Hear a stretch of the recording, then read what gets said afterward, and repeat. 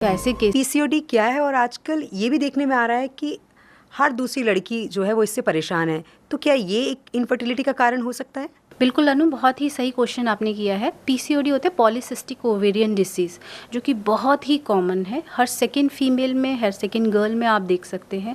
Even जब studies हुई हैं उसमें देखा गया है कि at the age of puberty, यानी कि जब पीरियड्स बच्चों के स्टार्ट होते हैं, गर्ल्स में स्टार्ट होते हैं, उसके बाद ही पीसीओडी डिटेक्ट हो जाता है उनकी बॉडी के अंदर, और वो लाइफ लॉन्ग चलता रहता है। अब जब हमारे पास पेशेंट आते हैं तो हम कैसे जज करते हैं कि भाई किसी को पीसीओडी है? एक्चुअल में जैसे कोई फीमेल आ रही है, इरेगुलरिटी ऑफ मेंस्ट्रुअल साइकिल, हमारी बॉडी रिफ्लेक्ट करती है सारे सिम्टम्स को, जो भी हमारी बॉडी में चल रहा होता है वो बता देती है। और फीमेल्स की बॉडी में ज़्यादा अधिकतर जो है मेंस्ट्रुअल इरेगुलरिटीज़ जो होती हैं वो ज़्यादातर बताती हैं कि फीमेल्स की बॉडी में कुछ प्रॉब्लम चल रही है। पीसीओडी के केसेस में अगर पीरियड्स बहुत लॉन्ग टर्म तक चले जा रहे हैं, लंबे समय तक है, हर महीने जो है 10-10, 15-15 दिन के हो रहे हैं, हर महीने में एक बार होना चाहिए, 4 से 5 दिन का होना चाहिए, और फ्लो जो है वो नॉर्मल होना चाहिए, जो पेशेंट को कोई प्रॉब्लम ना करे। बट इससे हट के अगर 15-15, 20-20 दिन का फ्लो हो रहा है और पेशेंट की हालत बहुत ज़्यादा परेशान हो रहा है पेशेंट इससे, तो यानी कि कुछ प्रॉब्लम है।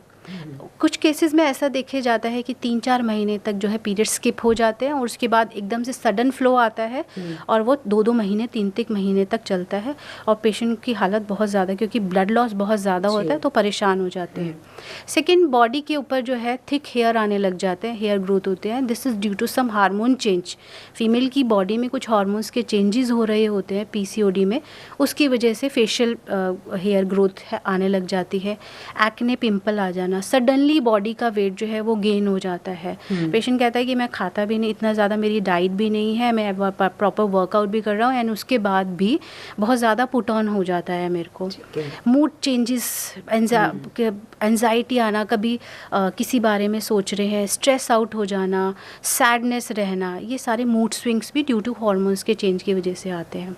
एक्चुअल में पीसीओडी जो होता है उसके अंदर ओवरी के अंदर छोटे छोटे सिस्ट बन जाते हैं, और मल्टीपल सिस्ट होते हैं। हर महीने ओवरी जो है एक सिंगल ओवम रिलीज़ करती है, एक सिंगल बनना चाहिए, बट ओवरी का जब हम अल्ट्रासाउंड में देखते हैं तो उसमें बहुत सारे मल्टीपल सिस्ट होते हैं। ये पानी से भरे हुए पैकेट्स के जैसे होते हैं। तो एक तरह से एबनॉर्मल काम कर रही है ओवरी ना, बनाना चाहिए एक बार मल्टीपल ग्रोथ, क्योंकि हार्मोन्स जो है उसमें कुछ ऐसे चेंजेस आ गए जो ओवरी को स्टिमुलेट करे जा रहे हैं, मल्टीपल सिस्ट बनाए जा रही है ओवरी। अब उसको रिलीज़ करने के लिए या तो ज़्यादा ब्लीडिंग करती है या फिर ब्लीडिंग को स्टॉप कर देती है, और डिफरेंट दूसरे तरह के हार्मोन जैसे एंड्रोजन वगैरह सिक्रीट करती है, जैसे कि फेस पे पिंपल आते हैं, बॉडी का वेट एकदम से इंक्रीज़ होने लग जाता है। तो ये सारे के सारे सिम्टम्स इसके अंदर आते हैं। डॉक्टर लीना, हम देखते हैं कि जिन गर्ल्स के पीरियड स्टार्ट हुए हैं, जैसे आपने भी कहा कि अगर 10 या 12 दिन होते हैं तो ये एक पीसीओडी का कारण बन सकते हैं, ये आगे चल के जब आपके बच्चे की शादी होगी तो एक इनफर्टिलिटी का कारण भी होंगे। तो जो स्टार्टिंग जो होती है, जब हमारे जो बच्चे हैं, जो गर्ल्स हैं, उनके जब पीरियड स्टार्ट हुए हैं और वो इतना ड्यूरेशन जो है वो लंबा चल रहा है 10-12 दिन का, तो होम्योपैथी में कोई ऐसी मेडिसिन है जो उनको देनी चाहिए? बिल्कुल अनु, जैसे कि पीसीओडी के केस में मैंने बताया ओवरफ्लो हो रहा है, ठीक है, काफ़ी टाइम तक चल रहा है, और गर्ल्स भी ऐसे आते हैं जिनको काफ़ी जब पीरियड स्टार्ट होते हैं at the time of puberty, तो पीरियड्स का फ्लो अगर बहुत ज़्यादा लंबे समय तक है तो उस समय पर पेरेंट्स को चाहिए कि होम्योपैथिक मेडिसिन लें, और उसके जो हार्मोन्स का फ्लक्चुएशन है उसको करेक्ट कराएं। और होम्योपैथी में बहुत अच्छी मेडिसिन हैं जो पीरियड्स को इस तरह से कंट्रोल करती हैं हर महीने। मतलब ऐसा नहीं कि इनिशियली ही बिल्कुल ठीक हो जाएगा एक ही मेडिसिन से, क्योंकि कोई स्टेरॉइड नहीं दे रहे हैं बच्चे को, और इसमें क्या होता है थोड़ा टाइम लगता है, 2 से 3 साल लगेंगे। और हर महीने की जो साइकिल है वो रेगुलेट होनी चाहिए। पहले जैसे 15-15 दिन के थे, अब 10 दिन, देन 7 डेज, देन 4-5 डेज, जो भी एबनॉर्मलिटी थी वो नहीं होनी चाहिए। इनिशियली ये ज़रूरी नहीं है कि पीसीओडी के जो सिस्ट है वो अल्ट्रासाउंड में पकड़ में आ जाए, थोड़ा सा टाइम लगता है, क्योंकि वो वाला ऐसा टाइम होता है जब बॉडी की फॉर्मेशन हो रही होती है, रिप्रोडक्टिव सिस्टम की फॉर्मेशन हो रही होती है अंदर से, और रेगुलेशन ऑफ हार्मोन एक तरह से सेट हो रहा होता है। दूसरा, आजकल बच्चे इतना ज़्यादा स्ट्रेस आउट होते हैं इसी एज में, पहले के समय में ऐसा नहीं था, तभी आजकल जो केसेस है पीसीओडी के वो बढ़ते जा रहे हैं। बच्चे इतने ज़्यादा स्ट्रेस आउट होते हैं कि इसका इम्पैक्ट सीधा उनके रिप्रोडक्टिव सिस्टम पे पड़ता है, तो ये ध्यान में रखना चाहिए। दूसरा मैं एडवाइस करूँगी, कभी भी जैसे इस तरह से अगर इरेगुलरिटी जा रही है पीरियड्स में, तो कभी भी आप हार्मोन्स के जैसे इंजेक्शन, एलोपैथिक मेडिसिन में सीधे हार्मोन्स के इंजेक्शन दिए जाते हैं, हैवी मेडिकेशन दी जाती है, जो कि बिल्कुल सही नहीं होती। हो सकता है कि बच्चे को पीसीओडी ना हो ड्यू टू ये हार्मोन्स लेने की वजह से, स्टेरॉइडल ड्रग लेने की वजह से लेटर ऑन उसको डेवलप हो जाए, इसलिए मना किया जाता है। और होम्योपैथी में कुछ मेडिसिन मैं आपको बताती हूँ पीसीओडी की, जैसे एपिस करके एक मेडिसिन होती है। अगर ओवेरियन रीजन में, लोअर एब्डोमेन रीजन में, राइट या लेफ्ट साइड में बहुत ज़्यादा पेन हो, इतना ज़्यादा पेन हो कि वो स्टिंग कर रहा हो, ऐसा लग रहा हो कि वहाँ पर सूजन सी आ रही हो, क्योंकि उस समय पे सूज भी जाती है ओवरी ना, तो उस समय पर एपिस दे सकते हैं। कैलकेरिया एक मेडिसिन है जो कि दी जा सकती है, ओवेरियन सिस्ट के लिए बहुत अच्छी दवाई है। उसके साथ साथ कुछ मेंटल फीचर्स भी होते हैं, कुछ फिजिकल जर्नल्स भी होते हैं, जो कि एक होम्योपैथिक डॉक्टर अच्छे से जज करके इन मेडिसिन को प्रिस्क्राइब कर सकते हैं। लेकेसिस अगर लेफ़्ट साइड में कंटिन्यूस पेन हो रहा हो और साथ साथ में फ्लो जो है ब्लड का बहुत ज़्यादा अनकंट्रोल हो, क्लॉट में ब्लड आ रहे हो, तब लेकेसिस मेडिसिन दी जा सकती है। और आर्सेनिक है, आर्सेनिक भी दी जाती है। अगर बर्निंग टाइप का जलन जैसा उसको पेन हो, ओवेरियन रीजन में हो, कमर में भी जा रहा हो, तब दी जा सकती है।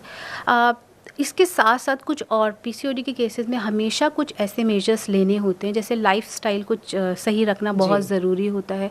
अगर डिटेक्ट हो चुका है कि आपको पीसीओडी है, यानी कि हार्मोन्स आपका बिगड़ा हुआ है बॉडी का, तो उसी टाइम से रेगुलर एक्सरसाइज आपको करनी है। मैं ये नहीं कह रही बहुत ज़्यादा हैवी एक्सरसाइज करनी है, एक नॉर्मल एक्सरसाइज पैटर्न अपना मेंटेन रखना है, जिससे कि बॉडी के हार्मोन्स का सर्च अच्छे से हो, अच्छे से रेगुलेट हो, बॉडी का मेटाबॉलिज्म, क्योंकि इसमें मेटाबॉलिज्म पे भी इफेक्ट पड़ता है और बॉडी वेट गेन होने लग जाता है। तो आपको उस मेटाबॉलिज्म को मेंटेन करके रखना है। डाइट का अपना प्रॉपर ध्यान देना है, हैवी फ्राई फूड नहीं खाने, सिंपल डाइट रखनी है। अपने फूड के अंदर नट्स ऐड करने हैं, फ्रूट्स ऐड करने हैं, वाटर इनटेक अपनी बॉडी के अंदर बहुत ज़्यादा बढ़ाना है। और दूसरा, स्ट्रेस जो होता है वो अगर बच्चों को ये प्रॉब्लम है तो अपने पेरेंट्स के साथ डिस्कस करें। अगर पेशेंट को कोई भी स्ट्रेस वाला प्रॉब्लम है तो अपने होम्योपैथिक डॉक्टर के साथ, क्योंकि जहाँ पे आपका स्ट्रेस रिलीज़ होगा उससे आपके हार्मोन्स के कंट्रोल होगा और आपको बहुत हेल्प मिलेगी इस चीज़ में। स्ट्रेस की आपने बात की ना, तो जब ये पीरियड स्टार्ट होते हैं तो मैं देखती हूँ कि सिर्फ बच्चे ही क्यों, जो लेडीज़ हैं जिनको भी ये प्रॉब्लम होती है, बहुत सी लेडीज़ जो है वो स्ट्रेस में चली जाती हैं, चिड़चिड़ाने लगती हैं, क्योंकि वो शायद एक ऐसा पेन होता है कुछ लेडीज़ को जो शायद बर्दाश्त नहीं हो पाता है, और ऐसे में वो मूड स्विंग्स जो हैं वो होते रहते हैं। तो जो आपने मेडिसिन्स बताई हैं, अगर उनको सही से लिया जाए तो ये सारी चीज़ें जो वो ठीक हो जाएंगी।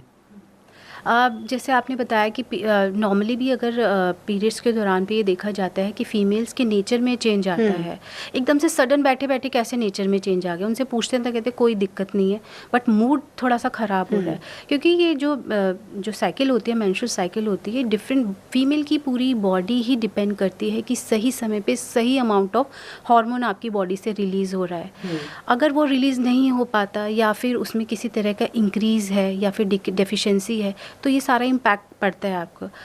ओव्यूलेशन के टाइप पे डिफरेंट टाइप के हार्मोन्स रिलीज़ होते हैं, जो बॉडी में बहुत फीमेल्स होती हैं कि बॉडी में पेन हो रहा है या फिर मूड के अंदर चेंज हो रहा है या फिर गुस्सा आ रहा है, चिड़चिड़ाहट आ रही है। ड्यूरिंग दैट टाइम, ओव्यूलेशन के टाइम में वो हार्मोन का सर्ज होता है जो इरिटेबिलिटी लाता है मूड के अंदर। तो हार्मोन्स का बहुत ही, इसीलिए फीमेल्स को तो है ही कि रेगुलर अपना एक्सरसाइज का पैटर्न मेंटेन रखना चाहिए, जो कि बहुत हेल्प करता है।